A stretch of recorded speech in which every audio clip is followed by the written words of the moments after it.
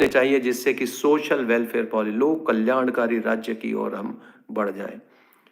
The Nehru declared that the responsibility for economic and social welfare policies of nation should lie with the parliament and not with the courts.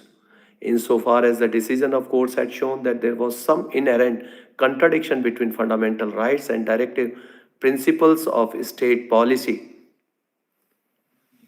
it was for the parliament to remove this contradiction.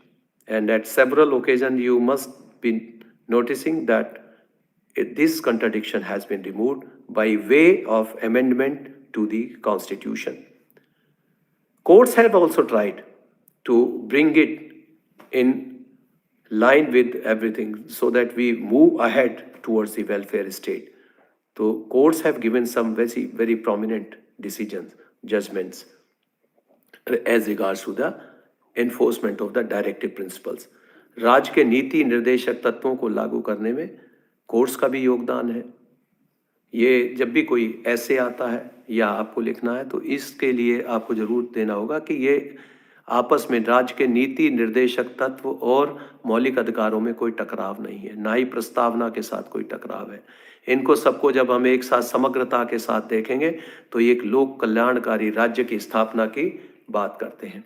और इसमें हर agency का, चाहे वो न्यायालय हो या विधायिका हो या एग्जीक्यूटिव हो, कार्यपालिका हो, सभी ने अपना योगदान दिया है। अब आपके प्रश्न इनवाइटेड है। केशवानंद भारती केस के बारे में कुछ प्रश्न पूछ रहे थे। इसमें मैं जस्टिस मैथ्यू, जिन्होंने कुछ सिग्निफिकेंट ऑब्जर्वेशंस किए, उनके बारे में I read out some of the text. The fundamental rights themselves have no fixed content. Most of them are mere empty vessels into which each generation must pour its content in the light of experience. ये अपने आप में खाली हैं और हर पीढ़ी की ये जिम्मेदारी है कि इसके अंदर कुछ ना कुछ अपनी ओर से इसमें डालें, कुछ कंट्रीब्यूट करें, अपना सहयोग दें।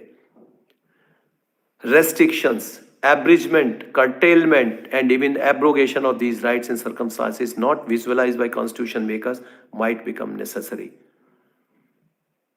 ये जरूरी हो सकता है कई बार कि हमारे जो फंडामेंटल राइट्स हैं उनके ऊपर कुछ रोक लगा दी जाए, कुछ कम कर दिए जाए। क्यों कर दिए जाए? Their claim to supremacy or priority is liable be overborne at particular stages in the history of the nation by the moral claims embodied in Part 4. हमें पार्ट 4 के जो प्रिंसिपल्स हैं उनको लागू करने के लिए, देश को एक वेलफेयर स्टेट बनाने के लिए ये आवश्यक है कि हम कुछ राइट्स को उसमें कुछ हद तक उनको संशोधित करेंगे।